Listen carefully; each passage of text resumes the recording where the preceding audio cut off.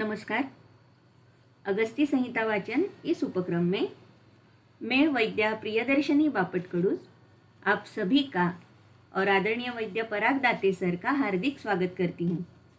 श्री चरक संहिता चिकित्सा स्थान पंचविंशोध्याय द्विव्रणीय चिकित्सा, इसका वाचन चल रहा है। इसके अंतर्गत पिछले सत्र में हम श्लोक नंबर 16 तक आए थे, जिसमें हमने निज आगंतु ऐसे दो प्रकार, निज के वातज पित्तज कफज ये प्रकार, इनके लक्षण और सामान्य चिकित्सा सूत्र, इसके बारे में देखा था। सर ने बहुत सारे फोटोज़ दिखाकर, प्रत्यक्ष प्रमाण दिखाकर हमें हर एक शब्द का अर्थ अच्छे से समझाया था। मैं सर से अनुरोध करती हूँ कि अध्याय वाचन का प्रारंभ करें। रागादिरोगान् सततानुशक्तान् अशेषकाय प्रसरदानशेषान् औत्सुक्ये मोहार्दान् योगुरुविद्याय नमोस्तस्मै। कल हमने दोषों के हिसाब से होने वाले जो व्रणों में लक्षण है और उनको मालूम करने के बाद उनकी चिकित्सा, इसमें यहाँ तक हम आए थे 16वें श्लोक तक। आगे चलेंगे। अभी अलग अलग तरीके से जो हमें व्रण के बारे में जो कुछ भी जानना है, जैसे वर्ण की परीक्षा करनी है, वर्ण के उपद्रव जानने हैं, तो इसको पहले आगे के श्लोकों में उन्हें इंलिस्ट किया है, इकट्ठा किया है, और हर एक के बारे में जो कुछ एक्सप्लेनेशन रहेगा वो आगे आगे देते चलेंगे। तो द्वौ नानात्व भेदेन निरुक्ता विंशतिर्व्रणाः तेषां परीक्षा त्रिविधा। अभी नानात्व भेदेन मतलब जो कुछ भी वर्ण के आगे चलकर प्रकार देंगे वो, उससे 20 प्रकार के वर्ण रहते हैं। तेषां परीक्षा त्रिविधा, वर्ण को परीक्षण करने के भाग जो है वो 3 है। प्रदुष्टा द्वादश स्मृता,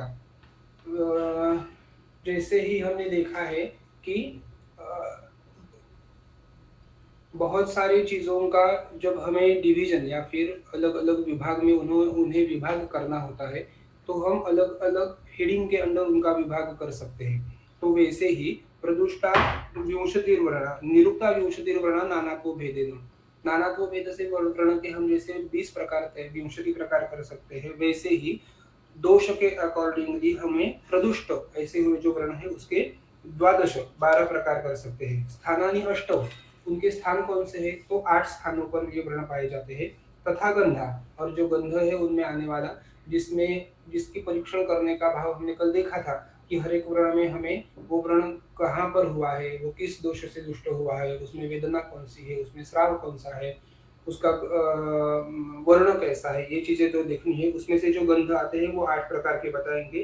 परिश्रावा चतुर्दश, उसमें से हुए जो श्राव रहेंगे परिश्राव, वो 14 प्रकार के, 14 प्रकार के। षोडश उपद्रवा, हर एक व्याधि में जैसे आता है कि उसके रूप बताते हैं, उसके लक्षण बताते हैं, हेतु बताते हैं। उसके बाद में आता है जो बहुत ही महत्वपूर्ण घटक रहेगा, उसके उपद्रव जो है वो वर्ण के पाए जाते हैं 16, ऐसे 16 उपद्रव रहेंगे। दोषाः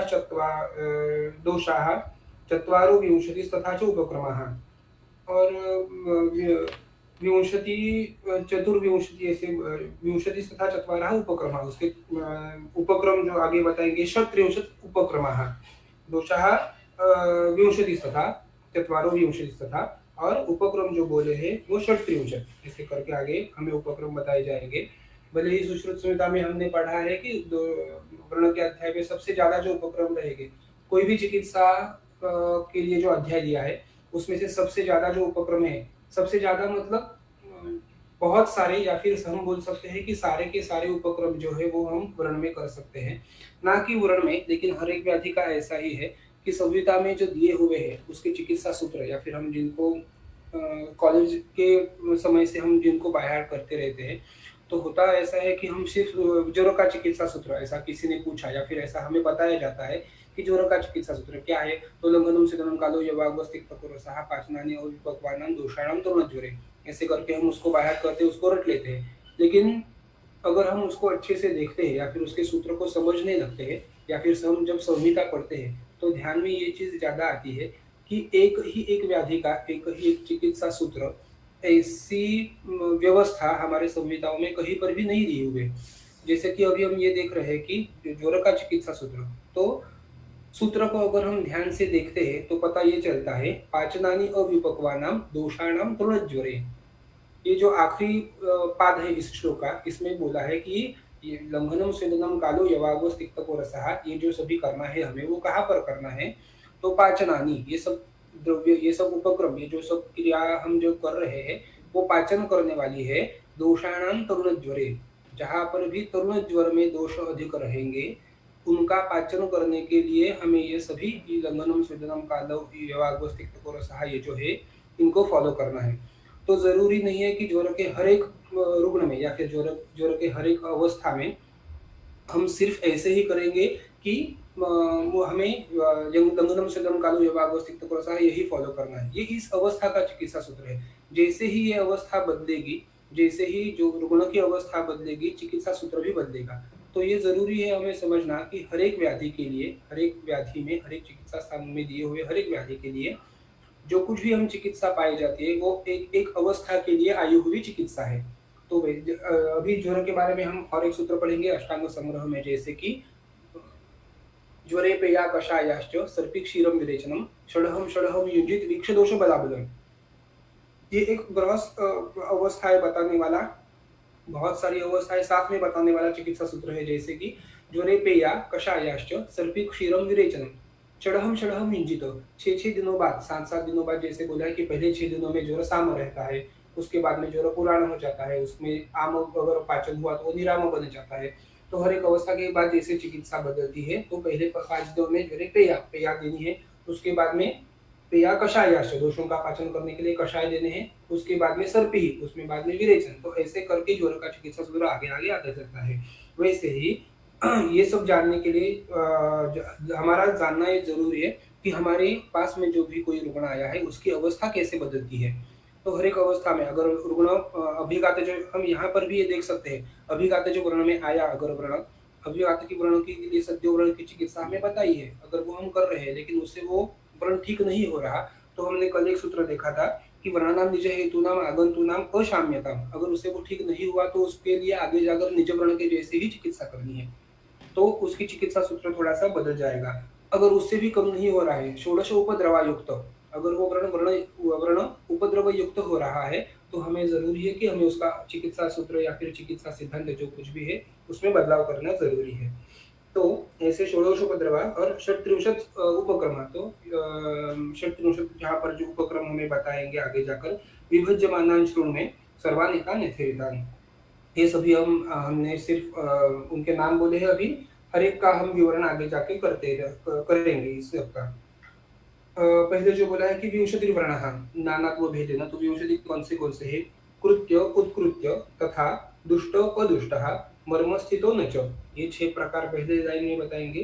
कृत्य वर्ण अकृत्य वर्ण, नाम से भी हम जान सकते हैं। कृत्य मतलब टीका में इसके दो प्रकार के अर्थ है। एक मतलब कृत्य का जो है अर्थ कि जिसमें हमें कर्तन आदि या फिर भेदन आदि, दारण पाटन आदि जैसे जो शस्त्र कर्म बोले हैं, जो वर्ण में ऐसे जो हमें ऐसे शस्त्र कर्म करने हैं, ऐसे जो वर्ण रहेंगे वो कृत्य वर्ण। अकृत्य मतलब जिसमें ऐसा कोई भी शस्त्र कर्म अवचारण करने की जरूरत नहीं है, उसमें सिर्फ रोपण करना है, ऐसा जो वर्ण रहेगा उसको बोलेंगे अकृत्य। या फिर दूसरा अर्थ ऐसा दिया है कि कृत्य मतलब जिस पर हम कुछ कर सकते हैं, जिसमें वो चिकित्स्य है, साध्य है, याप्य है, ऐसे जो है वो कृत्य। और उत्कृत्य मतलब जो असाध्य है, जिसमें हम कोई भी चिकित्सा या फिर उपक्रम नहीं कर सकते, ऐसा जो रहेगा वो उत्कृत्य। दुष्ट अदुष्ट, ये तो हम सब जानते हैं कि कोई भी वर्ण, उसके बेसिक 2 टाइप्स बताए, सुश्रुत में भी और वाग्भट में भी यही बात बताई है कि द्वौ वर्णो भवतः निज आगंतुश्च, 2 आगर निगज और आगंतु, और उसमें हर एक के सिर्फ 2 ही बेसिक टाइप रहते हैं, दुष्ट अदुष्टश्च। एक रहेगा दुष्ट, दूसरा रहेगा अदुष्ट। चिकित्सा को ध्यान में रखते हुए यही 2 बेसिक टाइप रहेंगे जो हमें हर एक वर्ण में 100% हर एक वर्ण में सिर्फ ये 2 ही प्रकार देखने हैं, दुष्ट है या फिर अदुष्ट है। अगर वो दुष्ट है तो किस चीज से दुष्ट है, किस दोष से दुष्ट है, किस भाव से दुष्ट है, किस गुण से दुष्ट है, और अगर वो अदुष्ट है तो उसका रोपण करना है। दुष्ट में जो भी भाव से या फिर जो भी दोष से वो दुष्ट रहेगा, तो उसकी दुष्टि निकालना, वो दुष्ट दोष दूर करना, ये उसका चिकित्सा है, ये उसकी चिकित्सा सूत्र है उस अवस्था का। जैसे ही उसकी दृष्टि दूर हो जाती है। वाग्भट में भी एकदम एक सूत्र मिलेगा, दोषैरधिष्ठितो दुष्टः शुद्धः तैरनधिष्ठितः। दोष का अधिष्ठान जिस वर्ण में है, दोष जहाँ पर रहते हैं ऐसा वर्ण जो है वो दुष्ट है, और शुद्धः अनधिष्ठितः, जैसे ही ये दोष का अधिष्ठान चला जाएगा वो शुद्ध वर्ण बन जाएगा। तो ये जानना हमारे लिए बहुत जरूरी और बहुत आवश्यक है कि हर एक वर्ण को हम समझे इस बात से कि वो दुष्ट है या फिर शुद्ध है। अगर दुष्ट है तो वो किस चीज से, किस दोष से दुष्ट है, और अगर वो शुद्ध है या फिर अगर वो दुष्ट है किस चीज से, ये जानने के बाद उसकी शुद्धि कैसे करनी है, वो दोष को वहां से बाहर कैसे निकालना है, इसीलिए आगे के बहुत सारे उपक्रम वहां पर दिए जाएंगे। मर्मस्थितो न च, अगर वो मर्मस्थित है या फिर नहीं है। साध्य साध्यता बताते वक्त हमें ये चीज और एक बहुत ज्यादा ध्यान में रखनी पड़ती है, जैसे बाकी सारे व्याधि जो भी बताए हैं उनमें और वर्ण में भी, कि जो कुछ व्याधि का अधिष्ठान है, हम व्याधि में ये दो चार चीजें ज्यादा से, दुष्यम देशम बलम कालमंडलम प्रकृति मोया सत्वम सात्विक तथा अवस्था पृथ्वीजा, इनका तो परीक्षण हम करते ही करते हैं, लेकिन उसके साथ साथ में उसका साध्या साध्यत्व जानने के लिए ये जानना भी जरूरी है कि व्याधि का अधिष्ठान कहाँ है, अगर वो मर्म पर है या फिर नहीं है, मर्म का स्थान छोड़कर उसके आजू बाजू में है। मर्म के स्थान पर हुआ हुआ कोई भी आघात, जैसे हमने देखा है बाह्य कोई आघात हुआ तो भी वो मर्म के स्थान पर होने से ज्यादा दोषों की दृष्टि करेगा, शरीर को विकलांग करेगा, या फिर मर्म के जो अलग अलग प्रकार हमें बताए हैं, सत्य प्राणहर, कालांतर प्राणहर, रुचा करो, वैकल्य करो, तो हर एक मर्म के हिसाब से वो वहां पर शरीर को दृष्टि करेगा, शरीर का हनन करेगा। तो वैसे भी अगर वर्ण मर्म स्थान पर है तो शरीर का होने वाला हनन, शरीर की होने वाली दृष्टि उतनी ही ज्यादा रहती है। और व्रण साक्षात व्रण होने से वहां पर जो धातु का पाक होगा या फिर वहां पर जो धातु की दृष्टि होगी, तो वो मर्मों के स्थान पर होने से संभावना है कि होने वाला जो व्रण है वो एक तो याप्य नहीं तो असाध्य तक और असाध्यता की अवस्था तक जा सकता है। इसीलिए ये भी देखना जरूरी है कि होने वाला व्रण मर्म के स्थान पर है या फिर और कहीं पे वर्म का स्थान छोड़ पर है। साध्यासाध्य को जानने के लिए ये जानना बहुत जरूरी रहेगा। समृतो दारुणः श्रावी सविषो विषम स्थितः, ये अलग अलग बताएंगे। समृत, हमारा जो व्रण है वो समृत है क्या, ज्यादा उसमें कॉन्स्ट्रिक्शन है क्या, ज्यादा खींचा हुआ है क्या। व्रण की दृष्टि हम जैसे जैसे देखते हैं, व्रण के दोष हम जैसे जैसे देख सकते हैं, ये देख अभी एक सूत्र पढ़ते वक्त भी हम शायद जान पाएंगे। समृत ज्यादा कॉन्स्ट्रिक्टेड ऐसा हुआ जो वर्ण रहेगा, वो उसका जो समृत तत्व है वो रूक्ष गुण के वजह से ज्यादा आता है, स्नेह भाव कम होने के वजह से ज्यादा आता है, शोषण होने की वजह से जाता है। तो साफ है कि ये वर्ण वातदुष्ट रहेगा, तो हम ये देख पाएंगे। दारुण, इसको भी हम देख पाएंगे कि वो कैसे खर स्पर्शी, हमने कल शायद एक दो फोटो में देखा था कि कैसे वो खर स्पर्शी और हार्ड ऐसे बना हुआ था। श्रावी, वर्ण के दो इसमें श्राव कोई चीजों में श्राव, वर्ण में श्राव मिलता है, कोई कोई वर्ण में श्राव नहीं मिलता। जिह्वा तलाबो मृदु स्निग्धो श्लक्ष्णो विगत वेदना अश्रावी च, ऐसे जो बोला है शुद्ध वर्ण के लक्षण, तो वहां पर बोला है कि उसमें से कोई भी श्राव नहीं होना चाहिए, तो वो शुद्ध वर्ण है। सविषः, विष से हुआ हुआ वर्ण है तो उसमें पाक आदि जो कुछ भी चीजें रहेगी वो ज्यादा होती है। धातु का पाक होना ये रोगावस्था है, दोषों का पाक होना ये हमारी चिकित्सा है। तो सविष अगर वर्ण रहेगा तो उसमें विष की चिकित्सा ज्यादा करनी पड़ेगी पहले। अगर कोई किस चीज से उसने कोई जहरीली चीज ने उसे काटा है, या फिर बाह्यतः कोई जहरीली वनस्पति रहेगी जैसे हम बोल सकते हैं, अगर उससे हुआ हुआ व्रण है तो हमें ये ध्यान में रखना होता है। एक केस ऐसे ही बताता हूँ, सब विषय है आया बीच में तो उससे मुझे याद आ रहा है ये।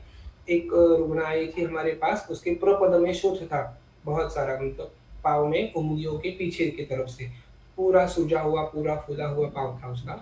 और जैसे कि लग रहा था कि किसी ने बहुत बहुत उबलता हुआ पानी उसके पाव पर डाला है, इतना उसमें शोथ और विस्फोट आए थे। हिस्ट्री लेने के बाद पता चला कि उसका पाँव पहले एक दो दिन पहले कहीं पर तो चलते वक्त उसके पाँव में मोच आई थी। तो मोच आने की वजह से कुछ वो तेल लगाना वगैरह जो हम सब करते हैं चीजें, वैसे वो कर रही थी। किसी ने उसको बताया कि मेरे पास ऐसा एक औषधि लेप है जिसको लगाते ही मोच जो होती है पाँव में आई हुई या फिर कहीं पर भी, तो वो तुरंत उसका दर्द ठीक हो जाता है। मैंने वो लगाया था, तुम भी इस्तेमाल करके देखो। तो जैसे ही उसने वो लेप लगाया, उन्हें उसकी तो धारणा ऐसी थी कि अगर हम रात को सोते वक़्त ये लेप लगाएँगे तो सुबह तक पाँव का जो दर्द है, वेदना है, वो सब चली जाएगी। तो उसने रात रात में ये लेप लगाया और सो गई। सुबह उसको जैसे ही उसकी आँख खुली, तो पाँव में इतनी बड़ी सूजन आई थी, 2, 4, 5 विस्फोट आए थे और पाँव में दाह होने लगा, तो वो हमारे पास आई थी।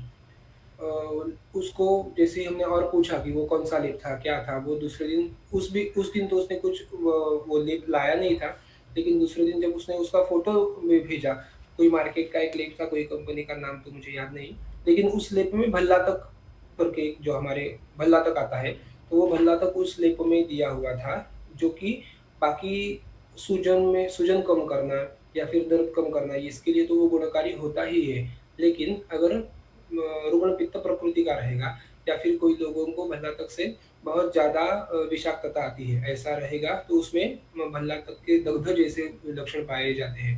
भल्लातक का वर्णन हमें देखा है, भल्लातक का अग्निसमः, जो भल्लातक है साक्षात अग्नि जैसा ही है।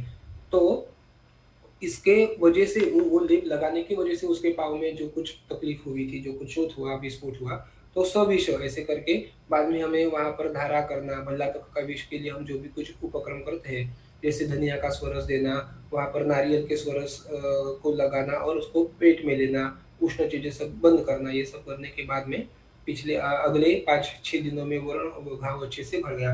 लेकिन वो जानना ज़रूरी है कि वो सविष है या फिर नहीं, तो उसके उसको हिसाब में रखते हमारी चिकित्सा में बदलाव हो सकता है। स्रावी सविषः विषमस्थितः विषमस्थितः वैसे भी व्रण के शुद्ध लक्षण जैसे हम और कोई संविधा में देखते हैं, तो वहाँ पर समस्थित व्रण ये शुद्ध व्रण का लक्षण है।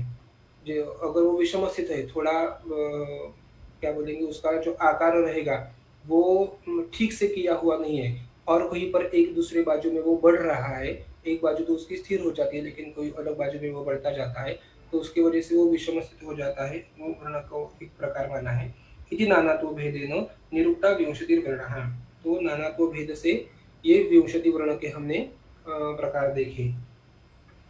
मुझे लगता है ये हमने जो ऊपर का सूत्र जो पढ़ा था, दुष्ट अदुष्ट मर्मस्थित नच या फिर ऐसे जो वर्ण के प्रकार है, मैं चाहूँगा कि मैं आपको उसके लिए कुछ जो फ़ोटोज़ मेरे पास है उसमें से मैं आपको कुछ दिखाता हूँ।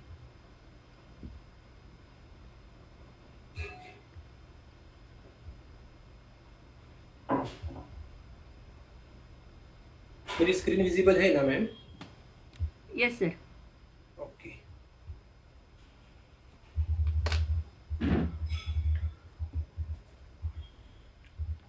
कल जो हमने वातदुष्ट और पित्तदुष्ट व्रण देखे थे या फिर कफदुष्ट व्रण देखे थे, उसमें से भी कुछ स्लाइड्स मिस हुए थे जो मैं आपको पहले दिखाता हूँ।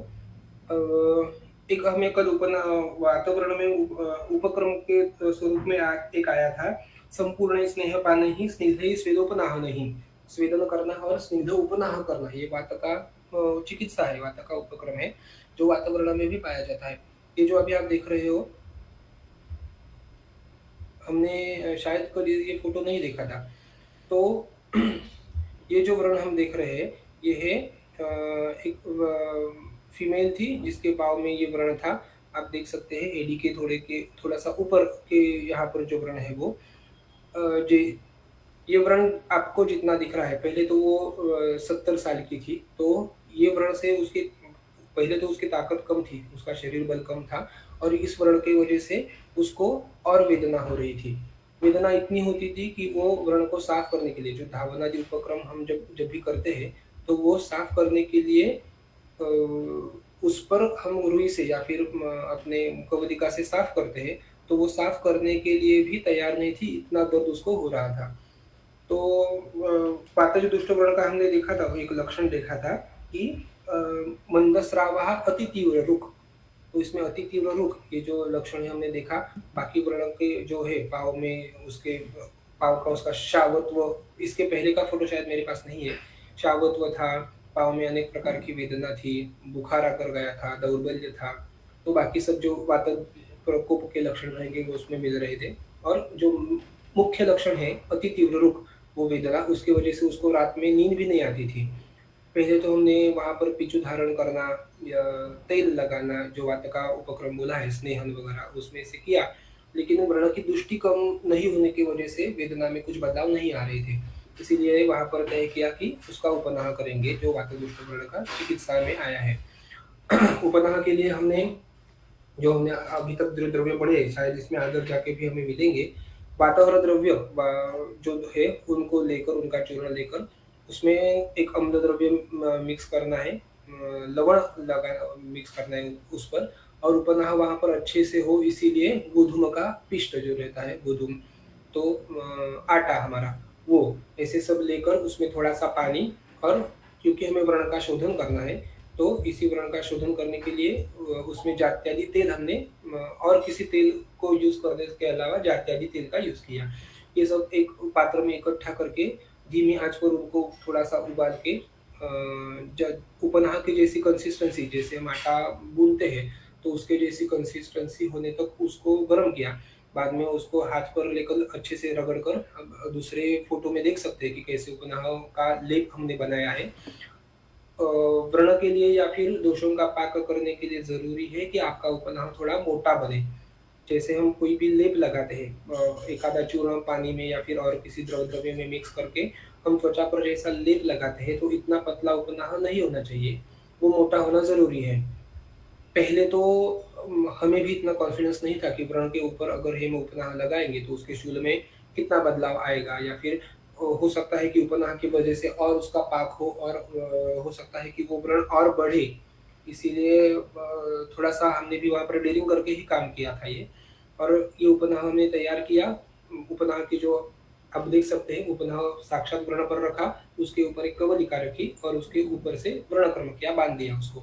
उपनाह के लिए हमने वक्त का भी, समय का भी हमें जो गणित दिया है, रात्रो बद्ध्वा दिवा मुंचित मुंचित रात्रो दिवा कृताम, 12 घंटे तक उसको रखना है। रात भर आप रख सकते हो उसको, सुबह रात भर बांध के सुबह खोलना है। सुबह अगर आप फिर से बांध रहे हो तो उसको रात में खोलना है। तो हमने वैसे ही किया, रात को उसको उपनाह बांध दिया और सुबह में खोल दिया। पहले दिन को उपनाह करते ही उसने बताया कि रात में जो वेदना बहुत होती थी, उसके लिए उसको पेन किलर लेनी पड़ती थी, तो वो वेदना एक ही उपनाह से उसकी रुक गई। व्रण में इतना बदलाव नहीं आया था, लेकिन वेदना जीत हुई वात की वजह से, तो उपनाह की वजह से वात का शमन होना शुरू हुआ, जिसकी वजह से वेदना का उपशम हुआ। तो हमने उसका उपनाह कंटिन्यू किया 3 दिन तक, और आप शायद लास्ट फोटो में देख सकते हो कि ये जो व्रण था पहले, तो जैसे ही उसको हमने उपनाह किया 3 दिन में, व्रण में शुद्धि लक्षण पाए गए। पहला व्रण आप देख सकते हो कि उसमें बीच में पीतत्व है, बाजू में शोथ है, वो हाथ नहीं लगाने देती थी, इतनी वेदना है। तो 3 दिन उपनाह करने के बाद ये जो उसकी पूरी वेदना कम हो गई, और वैसे भी व्रण में शुद्ध लक्षण पाए गए। तो वात का सिर्फ एक उपक्रम से, जो हमारी मैंने जो बताया था कि एक एक चिकित्सा या फिर एक एक उपक्रम, ये एक एक अवस्था के लिए ज्यादा दिया जाता है। अगर हम उपनाह इसको ऐसे ही करते बैठते तो ये जरूरी नहीं कि उपनाह से ही ये व्रण पूरा भर जाएगा। शोधन जो करना है, दोषेर अधिष्ठितो दुष्टः, ये दुष्ट व्रण है, दोष का अधिष्ठान है उसमें वात का। उपनाह से बाकी जो हम अभ्यंग वगैरह जो चीजें चल रही थी, वर्णाधावन आदि या फिर अभ्यंतर औषधि से, उसको वातों का प्रकोप जैसे ही कम होता है, तो उसकी वजह से वो दोष का अधिष्ठान जो रहेगा व्रण में, वो जैसे जैसे कम होता जाएगा, तो वो अदुष्ट अशुद्ध व्रण से शुद्ध व्रण में हम उसको ले पाएंगे। जैसे ही शुद्ध वर्ण में आता है, उपनाह का काम हमारा वहां पर खत्म होता है, और हमारा नया काम शुरू होता है, या फिर नया चिकित्सा उपक्रम शुरू होता है, जिसको कहते हैं हम रोपण करना। इस रोपण के लिए अलग अलग चीजें हम यूज कर सकते हैं, जैसे कि कषाय वहां पर धावन है, वर्ती रोपण करके उसको ये कर सकते हैं, लेपन कर सकते हैं, तैल का पिचू रख सकते हैं, अलग अलग चीजें हम कर सकते हैं। लेकिन इस चीज का अशुद्ध वर्ण में वात दुष्ट होने की वजह से उसको उपनाह किया, और शुद्ध वर्ण के लक्षण हमने पाए। ये कल का एक चिकित्सा उपक्रम के बारे में बताना था। आगे देखेंगे, ये कुछ और फोटो है कुछ और रोगियों के, जिनमें हमने ऊपर ये एक जो जैसे ही चीज हमने सीखी कि उपनाह से ये चीजें हम कर सकते हैं, थोड़ा कॉन्फिडेंस बढ़ता है। कल हमने जो बताया था, प्रत्यक्ष तो ये दृष्टम शास्त्र दृष्टम चेत भवेत्, तो दोनों मिलाकर अपना कॉन्फिडेंस बढ़ेगा। तो अगले और 2-3 रोगों में हमने रोगियों में ऐसे ही उपनाह किया था। पहले आप देख सकते हैं फोटो, उपनाह करने के पहले की स्थिति वर्ण की और उपनाह करने के बाद की स्थिति, जो हम सिर्फ देखकर ही पता चलता है कि पहला वाला अशुद्ध वर्ण है और दूसरा वाला शुद्ध है। नीचे जो फोटो 3 आए हैं उसमें भी पहला वाला जो है शावक को बीच में हम देख सकते हैं, पूरा जो वात का रंग है वो बीच में दिखाई दे रहा है, व्रण है दिखाई दे रहा हुआ। उपनाह करते ही वो शावक में चला गया और अगले कुछ दिनों में उपनाह की वजह से वो जो व्रण है वो अच्छे से उभरता हुआ हमें दिखने को मिला। उसकी रोपण तक अवस्था उपनाह से प्राप्त हो गई। ठीक है, आगे चलेंगे। ये कुछ कफज वर्ण हमने कल देखे थे कि कैसे रहते हैं, मंद श्रावी, अल्प वेदना, चिरकारी वगैरह वगैरह ऐसे। तो उसमें चिकित्सा के लिए हमें आया था कषाय कटु रुक्षोष्णैः प्रदेह परिसेचनैः कफ व्रणं प्रशमयेत् तथा लंघन पाचनैः। तो कफ वर्ण में कफ होने की वजह से जरूरी है कि हमें थोड़ी एग्रेसिव चिकित्सा वहां पर करनी पड़ती है, जैसे कि कषाय कटु रुक्ष उष्ण, कषाय कटु रुक्ष उष्ण, तो ऐसे चिकित्सा हम उसकी कर सकते हैं। ये जो शायद मैंने आगे बताया था, ये जो आपका 11वां फोटो है जिसमें वो था 1-1.5 साल से उसके पाँव में व्रण था, उसका इतने स्थूल ओष्ठ हम देख सकते हैं, उसका दारुणत्व हम देख सकते हैं। तो पहले से ही वो वृक्ष और कफ का जो ये स्त्यानत्व, उसकी वजह से वो दोष की कोई भी, वो वर्ण की कोई भी शुद्धि हो नहीं रही थी। हम उसका धावन कर रहे थे, जो एक नॉर्मल कॉमन प्रोटोकॉल रहता है हर एक वर्ण के लिए। वर्ण का धावन करना, अभ्यंग करना, उसके ऊपर कवलिका रखना, वर्ण बंधन करना, धूपन करना, ये चीजें तो हम कर ही रहे थे, लेकिन उससे उतना बदलाव उस वर्ण में नहीं आ रहा था। तो सुश्रुत में जाकर और हमें ऐसा चिकित्सा सूत्र मिलता है कि शोध्यमाना न शुद्ध्यन्ति, बाकी के जो भी आप शोधन उपक्रम कर रहे हो, अगर उससे वर्ण का शोधन नहीं हो रहा है तो आप जान लो कि बाकी के सभी उपक्रमों से भी शोधन नहीं हो रहा है, मतलब दोष का संघात, दोष वहां पर जो जमे हैं, दोष का जो अधिष्ठान वहां पर हुआ है वो इतना निबिड़ है, इतना गाढ़ा है, इतना सख्त है कि आपके किए हुए कोई भी क्रियाक्रम, जैसे तेल लगाना है, कषाय से धावन करना है, तो वो दोषों का संघात को भिन्न करने में सफल नहीं हो रहे। तो जरूरी है वहां पर आप और ऐसा कुछ उपक्रम करें जिससे वो दोषों का संघात एक ही बार में भिन्न हो जाए। बाद में जो आगे का काम रहेगा वो आपके उपक्रम कर देंगे। तो शोध्यमाना न शुद्ध्यन्ति, शोध्यास्युस्ते अग्निकर्मणा, साक्षात वर्ण में अग्निकर्म करना है जिससे दोषों का संघात भेदन हो जाएगा। जैसे कि उपनाह के बारे में बताया, वैसे भी वहां यहाँ पर भी हुआ था। वर्ण में अग्निकर्म शायद मुझे नहीं लगता किसी ने किया होगा या फिर देखा होगा, लेकिन पेशेंट भी सत्ववान था जो अग्निकर्म के लिए बाकी के क्राइटेरिया जो है, जैसे कि अब ये देख सकते हैं हम 11वें पिक्चर में मांस दृष्टि इसमें ज्यादा दिख रही है, मांस स्थान व्रण है, मांस दृष्टि दिख रही है। पेशेंट भी बहुत हाइटेड था, अच्छा सा सत्ववान था। तो मांस का अधिष्ठान और मांस, ये हम उसमें जान लिए। मांस दृष्टि भवान रोगान शस्त्र क्षार अग्निकर्म भी 3 ही चिकित्सा मांस के लिए बताई है, शस्त्र कर्म, क्षार कर्म और अग्निकर्म। इस वर्ण के लिए ये रुग्ण पहले से ही 2 या 3 बार जिसको साफ करना बोलते हैं जख्म हम अपने भाषा में, तो वहां पर लोकल एनेस्थेशिया लेके सब वो जख्म जो था वो शस्त्र कर्म वहां पर करके आया था 3 बार, लेकिन उससे भी कुछ बदलाव नहीं आया था। क्षार कर्म करने के लिए मेरे पास कोई क्षार नहीं था और मैंने वर्ण में कभी क्षार कर्म किया नहीं था, तो बचा ऑप्शन अग्निकर्म का। तो इसीलिए सोचा कि इस वर्ण में हम अग्निकर्म करेंगे, तो वो हमने वहां पर कर दिया। शायद वीडियो है, हम उसको प्ले करते हैं।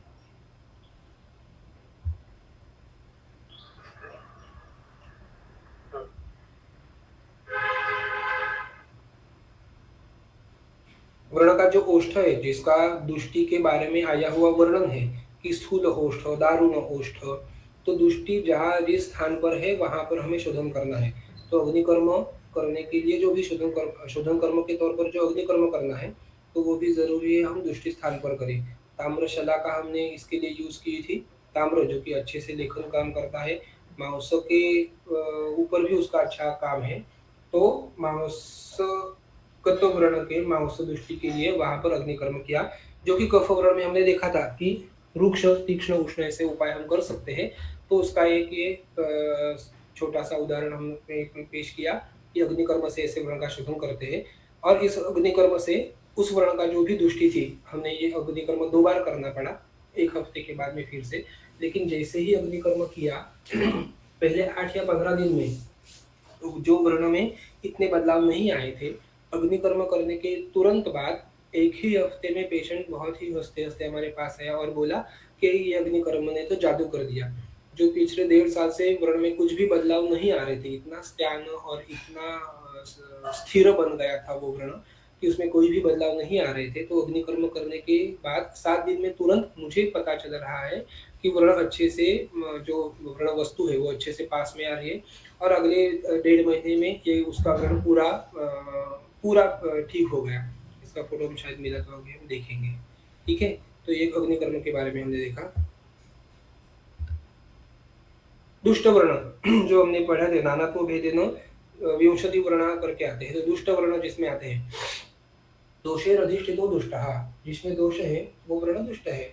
और आगे जाकर और बहुत सारे भाव बताए हैं जिससे हम जान सकते हैं कि वो वर्ण दुष्ट है। जिह्वातलाभो मृदु स्निग्धो श्रावो विगत वेदना, जो हमने देखा था कि जिह्वातलाभ होने वाला वर्ण, जैसा दिखने वाला वर्ण जिसमें कोई स्राव नहीं है, जिसमें कोई पाक नहीं है, ऐसा वाला वर्ण शुद्ध रहता है। तो उसमें थोड़ा सा ट्रिकी ऐसा जो मिलने वाला एक जो केस था जो हमने अभी देखा था, जिह्वा साक्षात जिह्वा पर ही उसके व्रण है।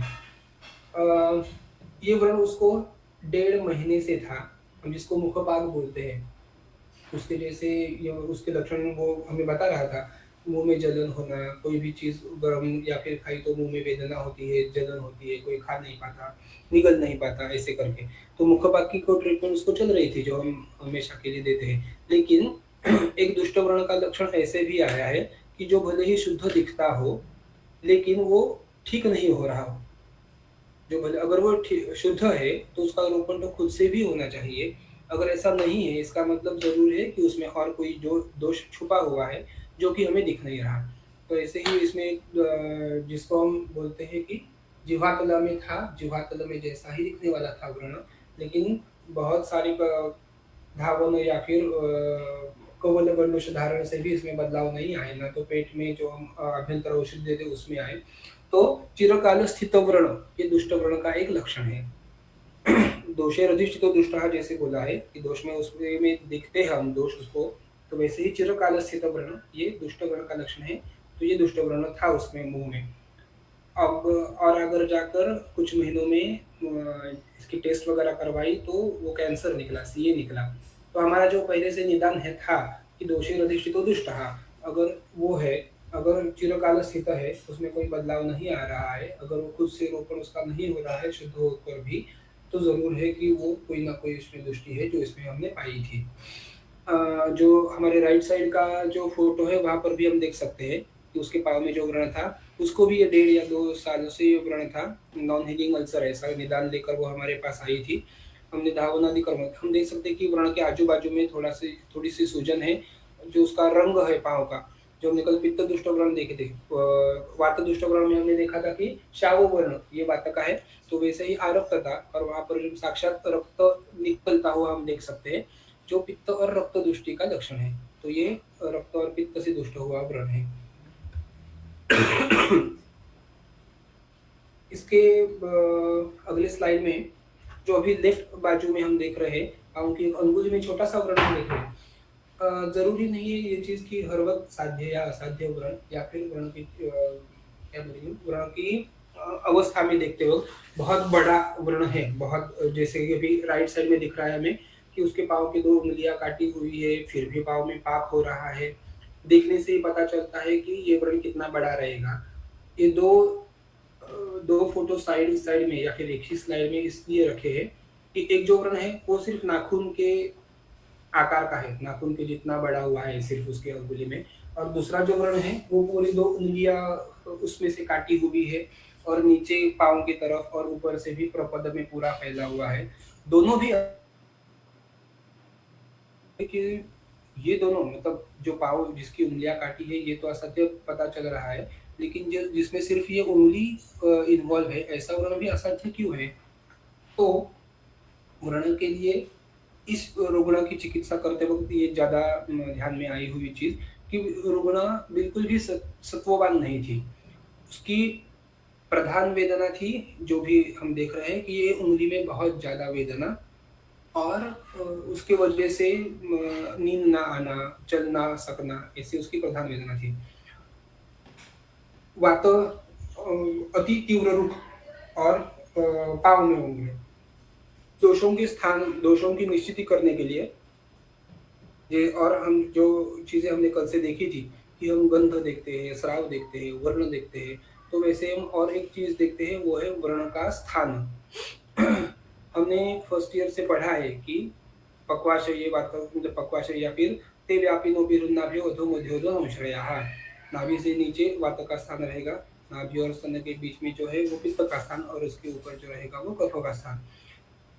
ये हमने कोष्ठ में देखा या फिर अंतराधि में देखा, शाखा जो है हमारे हाथ पांव, वो उसको छोड़कर जो बीच का भाग है उसमें तो हमने ये जान लिया कि वात कहाँ है, पित्त कहाँ है, कफ कहाँ है। लेकिन जैसे ही हम पाँव के बारे में सोचते हैं, व्रण मेरे पास आए हुए बहुत सारे ज्यादा जो व्रण है वो पाँव के लिए ही थे। कोई हाथ के है, कोई मुंह के भी है, लेकिन पाँव के लिए सबसे ज्यादा आते हैं। तो ये भी जानना जरूरी है कि इस अगर पाँव में व्रण हो रहा है, बोलते वक्त तो हम पाँव में बोलते हैं, लेकिन अगर उंगली में हो रहा है, एड़ी में हो रहा है, गुल्फ स्थान में हो रहा है, जानु स्थान में हो रहा है, और उसके ऊपर जो अभी हमारा रहेगा सत्थी में, वहां पर है, हम बोलने के लिए सिर्फ उसको पाँव बोलते हैं। लेकिन अगर इस अलग अलग चीजों पर, अलग अलग स्थानों पर व्रण हो रहा है, तो उसके लिए जरूरी है कि वहां पर दोष का जानना भी अलग अलग से होना चाहिए। तो हमारा एक पाँव अगर हम ध्यान में लेते हैं, अगर हम सामने, तो पाँव का जो उंगलियों का भाग है, हम जहाँ पर पाँव का या फिर हाथ का भी जो भी उंगलियों का भाग है, जिसको हम पंजा बोलते हैं, तो ये बहुत ज्यादा चल है। एक भी उंगली दूसरे उंगली के समान नहीं है, चल भी है, एक उंगली दूसरी के समान नहीं, मतलब ये सब विषम है। तो ये वात का लक्षण है, जो हम वात प्रकृति में पढ़ते हैं या फिर वात के जो गुण में हम पढ़ते हैं, चलत्व, विषमत्व, तो ये सभी वात का लक्षण है। जो हमारा पाँव का सख्ती का जो भाग है ऊपर का, थाई रीजन है, वो हमें देखने से ही पता चलता है कि बाकी कोई भी शरीर का जो पाँव का जो भाग है, उससे ये भाग जो है वो मांस से या फिर मेद से संपूरित हुआ होता है। इसमें बहुत ज्यादा ताकत है, बहुत ज्यादा बल है, मांसल है भाग वो। तो हमें देखने से पता चलता है कि इसमें कफ और मेद, ये दोनों चीजें ज्यादा रहती है। तो जो कुछ पंजा या फिर एड़ी से लेकर आगे का पाँव या फिर हाथ में अपने मणिबंध से लेकर आगे का जो हाथ है, तो उसमें वात का ज्यादा प्राबल्य रहता है। बीच का जो रहेगा, जिसको जंघा बोलते हैं, मतलब जानु से लेकर गुल्फ तक, तो ये रहेगा पित्त का स्थान, जो बीच का बचा हुआ, जिसमें इंद्र बस्ती करके मर्म पाया जाता है, जो कि रक्त का स्थान भी बोला है। और जानु से लेकर वंशण तक जो ऊपर की सख्ती का रीजन है, तो थाई का रीजन है, उसको बोलेंगे हम कफ का स्थान। तो ये अभी हमारा क्या बोलेंगे, ऐसा संहिताओं में हमें मिलेगा नहीं, लेकिन परीक्षण करते वक्त अगर हम सोचेंगे तो ये चीजें हमें देखने को मिलेगी। अभी अगर ये हम सब मान रहे हैं कि ये वात, पित्त और कफ के स्थान है, तो उनसे होने वाले व्याधि भी इसी स्थानों पर पहले दिखाई देंगे। तो ऐसे होता है, वातरक्त जो होता है उसकी संप्राप्ति हमने एक पढ़ी थी, पादयोर मूलमास्थाय पदाति हस्तयोरपि आखोर्दिशमिमं कृतं कृष्णं देहं विधावति। पादयोर मूलमास्थाय, पाद से वो शुरू होता है वहां पर, और हमने वातरक्त की संप्राप्ति जहाँ पर पढ़ी होंगी कि वो छोटे संधियों में अंगुष्ठ के आसपास में होता है, जहाँ पर वो वात का और रक्त आवरण करके या फिर उनका मार्ग विबद्ध हो जाने से वहां पर प्रकोपित होते हैं। तो वात रक्त पहले वात का जो स्थान है पाँव में, एड़ी से लेकर आगा जो हम जिसको पंजा बोलते हैं वो, तो वहां पर ज्यादा प्रकोपित होता है। और उरुस्तंभ के जैसा जो व्याधि है, जो कफ और मेद का आवरण रहता है वात के ऊपर, तो वो ज्यादातर उरु में पाया जाता है, जो कि कफ का स्थान है। इसीलिए उसकी वात की चिकित्सा नहीं, पहले कफ की चिकित्सा करते हैं। तो हमारा जो एक लॉजिक है देखने का कि अगर पाँव में व्रण हो रहा है तो वो कहाँ पर हो रहा है, दोष का अधिष्ठान कौन सा है, ये जानने के लिए एक जो लॉजिक है वो सही साबित होता हुआ दिखा है। तो ऐसे ही इस रुग्ण में पाँव जो हम देख रहे हैं, जिसकी चर्चा कर रहे हैं, छोटा सा जो व्रण है, उसमें उंगली में जो व्रण था बहुत ज्यादा वेदना थी, वात के स्थान पर था, वात से दुष्ट था। और सुश्रुत में एक सूत्र आया है कि अधो भागे विशेषेण बस्तिस्तेषु वात दुष्ट व्रणायेस्तु वृक्षश्च अत्यर्थ वेदनाः अधोभागे विशेषेण बस्तिस्तेषु विधीयते। ऐसा एक सूत्र आया है चिकित्सा स्थान के पहले अध्याय में। जो अधोभाग में स्थित है और वात दुष्ट वर्ण है, तो उनको चिकित्सा के दौर पर अब उसको बस्ती देनी चाहिए। इस रुग्ण को हमने बस्ती देनी चाहिए, लेकिन जैसे मैंने बोला कि पेशेंट बहुत ही भीरू या फिर बहुत ही कम सत्व वाली थी। तो बस्ती से मतलब पाँव की उँगली में मेरे वेदना है और आप बस्ती कहाँ दे रहे हो? तो ये बस्ती देकर ये मेरी उँगली का दर्द कैसे ठीक होगा? ऐसे उसने प्रश्न-प्रतिप्रश्न करना शुरू किया। खुद से भी पूछती थी, हमसे भी पूछती थी। बस्ती लेके देने के लिए तैयार नहीं थी।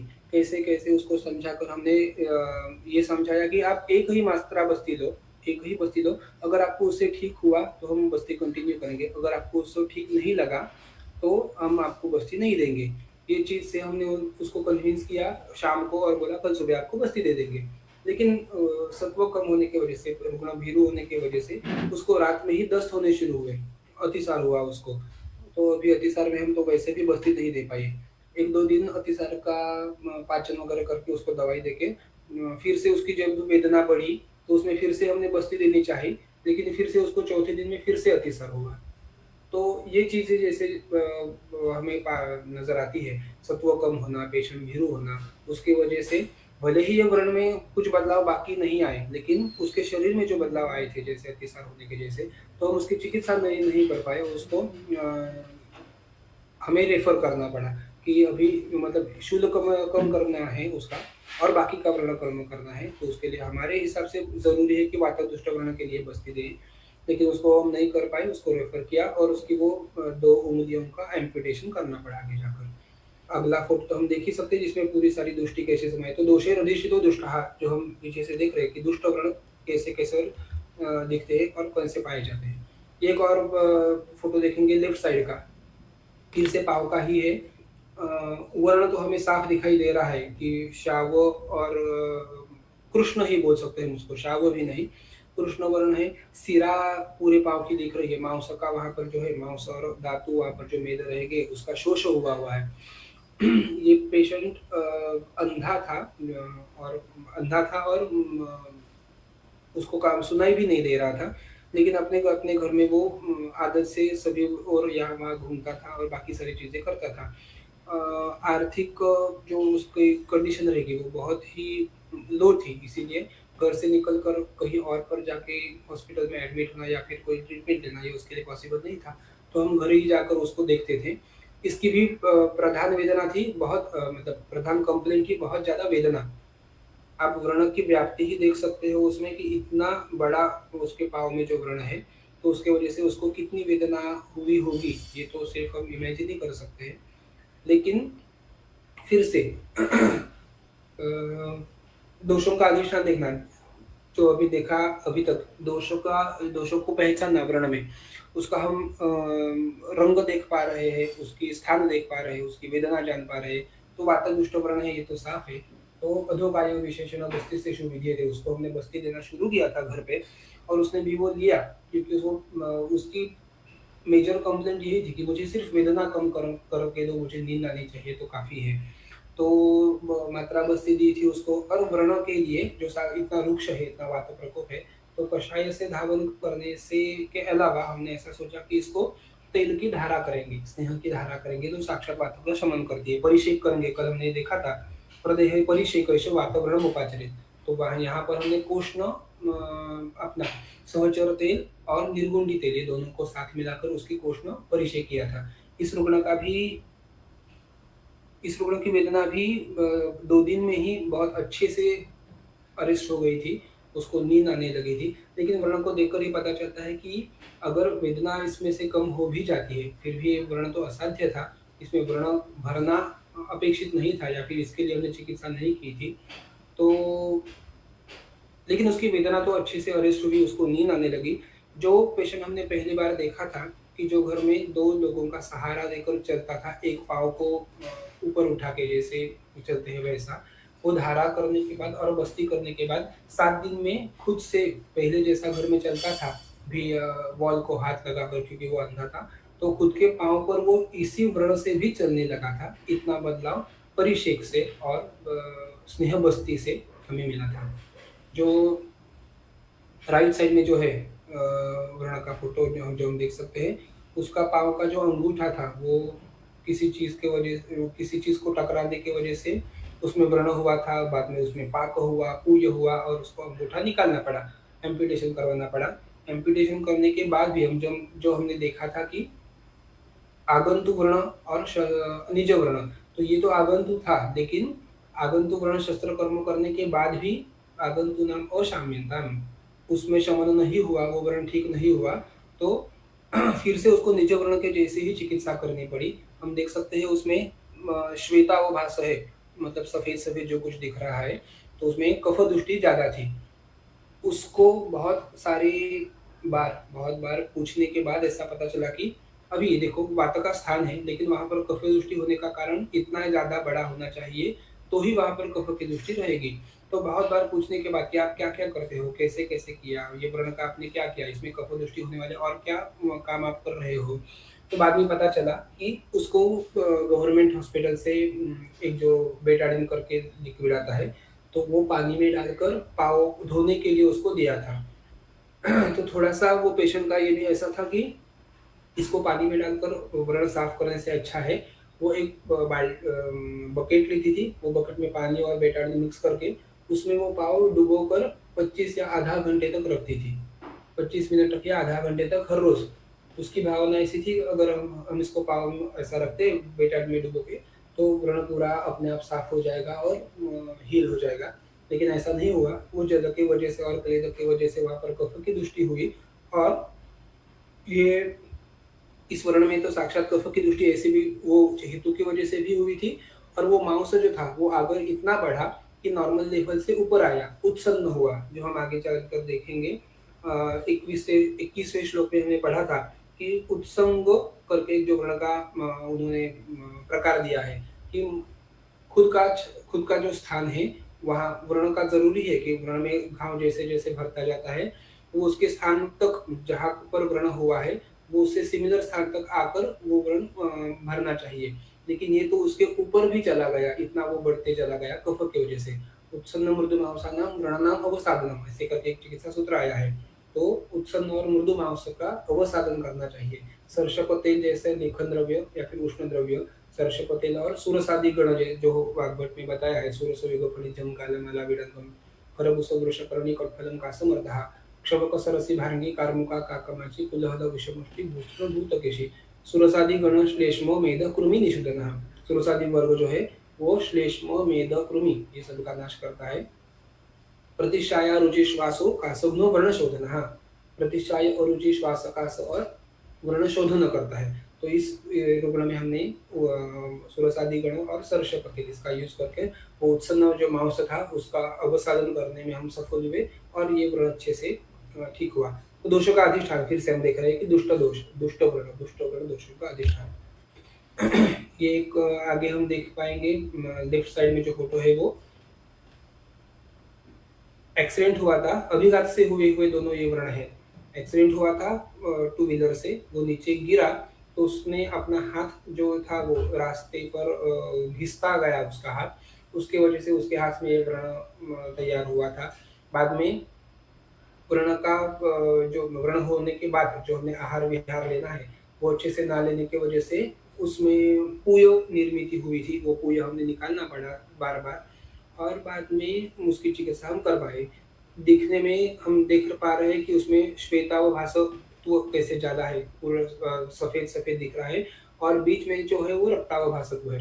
वो आघातज के बराबर जैसे है कि बहुत बार ऐसे होता है शस्त्रकृत व्रण जो रहते हैं या फिर आघात जैसे, अगर आघात किसी गंदी चीज़ से या फिर इससे नहीं हुआ है, तो वो शुद्ध व्रण के लक्षण उसमें मिलते जाते हैं क्योंकि पहले उसमें शरीर में जो दोष जैसे प्रकोपित होने के बाद जो व्रण होता है, वैसे लक्षण उसमें नहीं मिलते। इसीलिए वो शुद्ध व्रण के लक्षण जैसा दिख रहा है लेकिन वो है तो दुष्ट व्रण है। जो राइट साइड में हम जिसमें नीडल प्रिक की हुई आपको दिख रही है, ये भी ऐसे ही था। वो घर में कुर्सी जो रहती है उसके ऊपर से नीचे गिर गया था और उसके जो थाई रीजन है, अपना सख्ती रीजन है, वहाँ पर नीचे कुछ जो था वो उसके थाई में लगा था। लगने के बाद आघात इतना हो जाने के बाद 2-3 दिन बाद वहाँ पर अच्छे से शोथ आया, उसको बुखार आया और थोड़े दिन के बाद वो जो शोथ था वो चलो हो गया। आगे जाकर हम पक्व विदृति के या फिर पाक होने के बाद में जो लक्षण पढ़ेंगे, उसमें कि बस्तिरिव आततः और जलबस्तिरिव चलः, जिसमें पानी भरा हुआ जैसे थैली रखी हो ऐसे पाँव में लगता था। तो ऐसी जो चीज़ें रहती है वहाँ पर हमें आएगा कि भेदन करना है, जो उदर में अवस्था रहती है कि उदर जो अपना रहता है उसके अंदर पानी जैसा उदर में पानी के स्राव आने की वजह से उदर होता है, तो उसका भेदन करना चाहिए। तो वैसे ही इसको उदर के जैसा ही मानकर उसको अच्छे से स्नेहन स्वेदन किया और नीडल से उसको भेदन करके उसके अंदर का स्राव भी आप फोटो में देख पा रहे होंगे कि जो रहेगा वो स्राव निकलता हुआ भी दिखाई दे रहा है यहाँ पे। तो हमने 90 ml इसमें से फ्लूइड कलेक्ट किया था और बाद में जो उदर की चिकित्सा जैसे बताई है कि उदर में से जो जल है उसका विश्रावण करने के बाद ज़रूरी है वहाँ पर कि वो चीज़ वहाँ पर से चली जाने की वजह से उदर में जो अवकाश तैयार होता है, तो वहाँ पर वात का फिर से प्रकोप होता है। अगर वो वैसे ही रखा तो। इसीलिए उन्होंने बोला कि वायुर्न आज्ञापयेत् पुनः, इसीलिए उदर में पट्टबंधन करते हैं बाहर से। तो वैसे ही इस नीडल से उसमें से जल निकालने के बाद हमने उस पर पट्टबंधन किया था और ये चिकित्सा हमने कुछ 2 हफ्ते के लिए रखी थी। इसमें से ये रुग्ण अच्छे से ठीक हो गया। तो आघात जो व्रण 2 जो हमने देखे यहाँ पर, तो आघात की वजह से हुए देखे। आगे देखेंगे हम और ये भी आघात जो व्रण ही है। ये जो था आदमी, वो अपने गाय और भैंस लेकर उनको लेकर पर्वत माथे पर गया था, उनको क्या बोलते हैं हम खिलाने के लिए, चारा खिलाने के लिए। तो जाते वक़्त उसने उसके बाजू में से कोई तो एक जीव चला गया, जैसे हम साँप वगैरह बोलते हैं, तो एक्साइट होकर उसने हाथ में जो उसके लाठी थी, वो बहुत ज़ोर से उसके ऊपर मारने के लिए प्रयास किया। लेकिन वो तो चला गया, लेकिन वो लाठी थी वो उसके पाँव में लगी, उँगली में आप देख पाओगे। जैसे ही वो उँगली में लगी, तो बहुत ज़्यादा वेदना तो हुई ही, लेकिन दूसरे दिन से पाँव ऊपर-ऊपर उसमें पाँव में सूजन आना शुरू हुआ, दर्द होना शुरू हुआ। एक क्षतज विसर्प करके वाग्भट और सुश्रुत में एक प्रकार आया है, जो सिर्फ़ उन्होंने एक्सक्लूसिवली बोला है कि क्षतज विसर्प, रक्तज विसर्प, जो आघात की वजह से भी हो सकता है। तो वैसे ही लक्षण उसमें दिखाई देने लगे। तो आघात की वजह से हुआ, वात के स्थान पर हुआ, वेदना जिसमें है ऐसा वाला, और उसमें बहुत ज़्यादा दाह था। उसको बहुत ज़्यादा दाह होता था जैसे विसर्प में होता है। तो क्षतज विसर्प के जैसा इसको निदान करके हमने शीत परिषेक किया वहाँ पर। और क्योंकि वर्ण तो हमें दिखाई दे रहा है, शाबत वो उसको प्राप्त हुआ है, काला जैसा दिख रहा है, वेदना बहुत ज़्यादा थी, तो हमने उसको निरूह बस्ती भी दे दिया। लेकिन यहाँ पर ध्यान ये रखा था कि वात की चिकित्सा के लिए हमें उष्ण द्रव्य नहीं देने हैं, क्योंकि उसमें रक्त के भी इन्वॉल्वमेंट है। तो हमने उसको शीत द्रव्यों से तैयार किया हुआ निरूह बस्ती दे दिया और उसमें रक्त मोक्षण किया हमने पाँव के पीछे के बाजू से, जानु के पीछे के बाजू से हमें जहाँ पर मिलती है वेन, तो वहाँ से हमने रक्त मोक्षण किया और 3 बस्ती देने के बाद इस रुग्ण में भी अच्छा उपशय मिला। हम अगर दूसरा फोटो देख सकते हैं उसमें कि कैसे उसका घाव अच्छे से भर रहा है और सूजन वगैरह कमी हुई, वेदना कम हो रही है। और एक स्लाइड देखेंगे और शायद हम रुकेंगे, मुझे लगता है 2 मिनट है और हमारे पास। ये एक और व्रण का फोटो देखेंगे।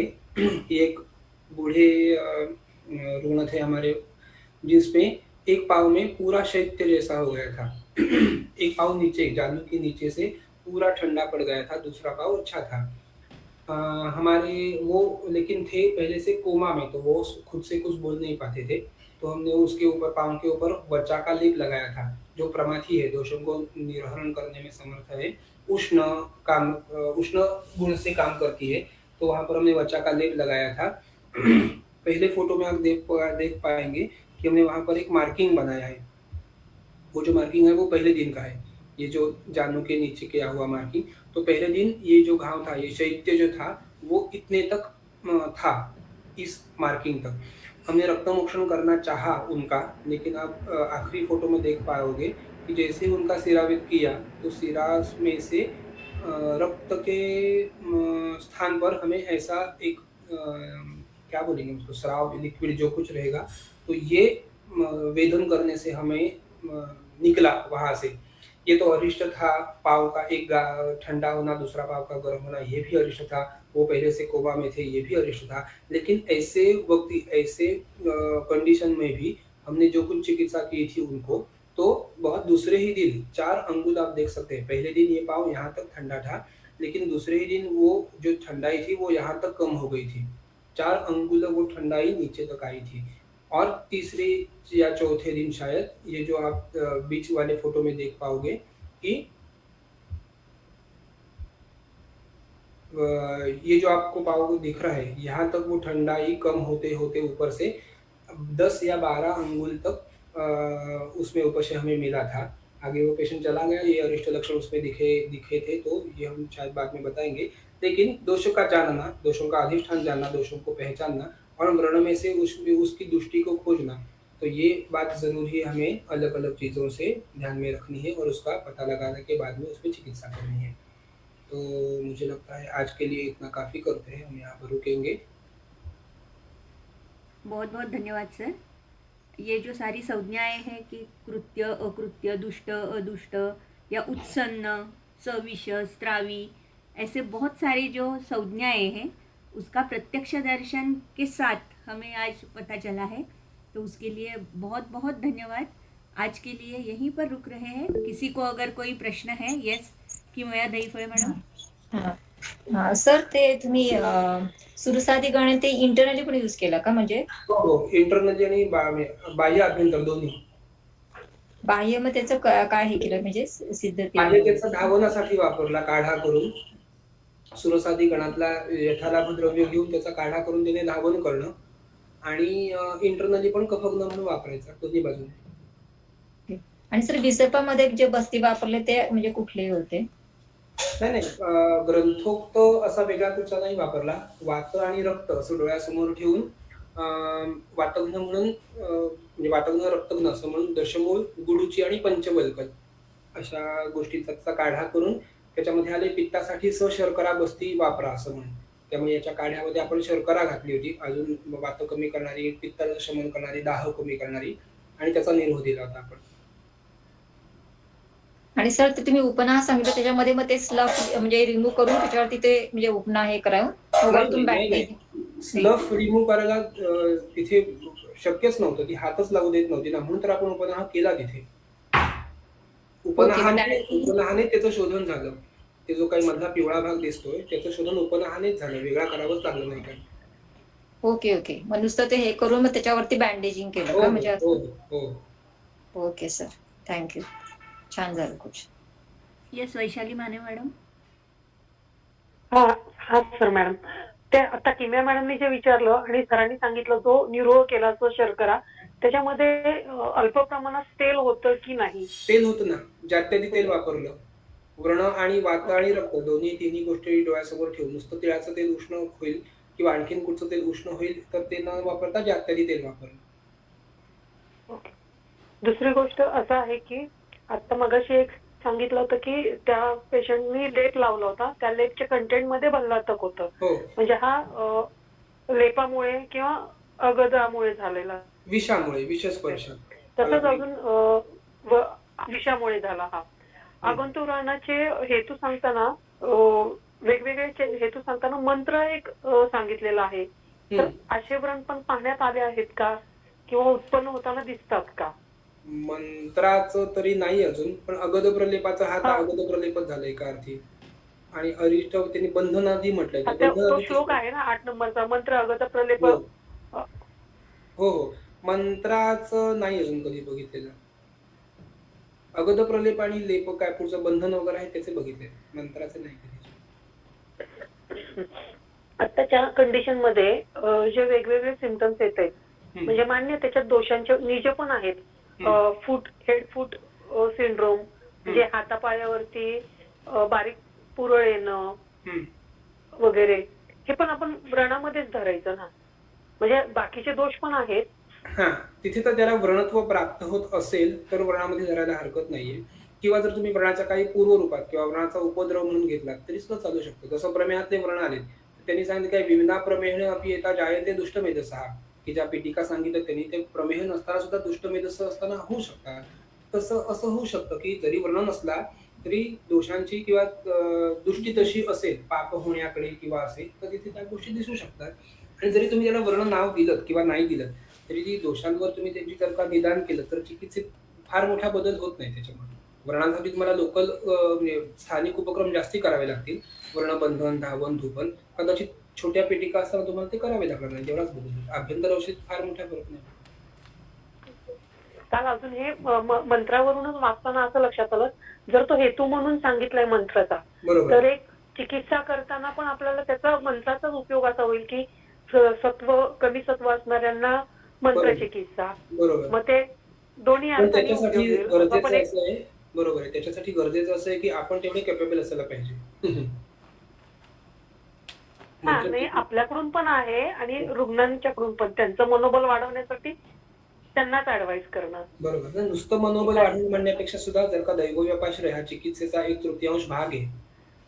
मी प्रत्यक्ष नाही केलं पण मी काही गोष्टी अशा बघितल्यात किंवा ऐकल्या आहेत की दैवव्यापाश्रय चिकित्सेने अशा काही गोष्टी बऱ्या होतात की ज्या आपण आत्ताच्या आपल्या ज्ञानावरती किंवा कसोट्यांवरती अरे हे असं कसं झालं, ह्याचं कार्यकारण भाव काय असं लावू शकत नाही कारण आपल्याला ते माहिती नसतं.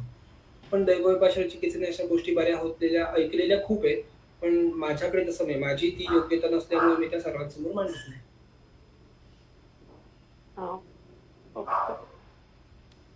Thank you sir. यस, और प्रश्न नहीं है शायद यहाँ पर. एक मिनट. हाँ, और प्रश्न नहीं है तो हम यहाँ पर रुक सकते हैं. अभी हम फिर से मिलेंगे नेक्स्ट सोमवार को. तब तक के लिए बहुत बहुत धन्यवाद. धन्यवाद. Thank you sir.